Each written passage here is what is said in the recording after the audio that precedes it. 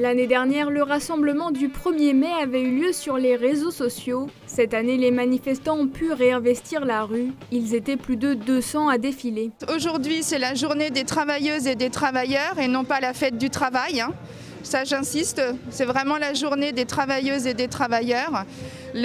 On s'est battu pour les 8 heures de travail par jour, donc on est là pour commémorer ça. Les revendications des syndicats concernent principalement la gestion de la crise sanitaire et notamment l'ouverture des lits à l'hôpital. Monsieur Macron et son gouvernement annoncent 10 000 lits en réanimation, c'est ce qu'il a annoncé il y a un an. Rien n'a été fait. Donc les effets d'annonce, ça suffit.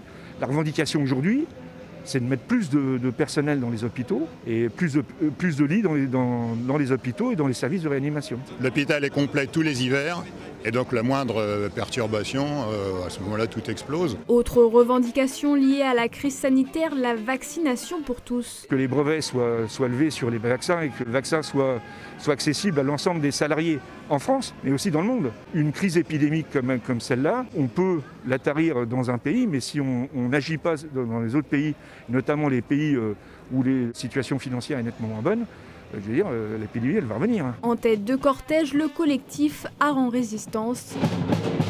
Il réclame l'abandon de la réforme assurance chômage qui entrera en vigueur le 1er juillet. Qui va mettre les gens précaires encore plus précaires.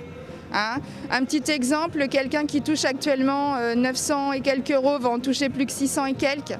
C'est une honte. Parmi les autres revendications des manifestants, la préservation des emplois. Où on garantirait des aides aux entreprises à condition qu'ils garantissent la préservation des emplois et aussi sur la question salariale, là où les profits, si on voit que dans le commerce, il y a tout un tas de groupes qui font des profits dans cette période et qui, on voit bien par les mobilisations dans certains groupes, notamment Brico Dépôt, Bricorama, Carrefour, on voit bien qu'aujourd'hui, la redistribution des richesses en direction des salariés qui produisent cette richesse n'est pas faite. D'autres sujets ont été abordés lors de la manifestation, comme la suppression des classes en milieu rural ou encore la liberté.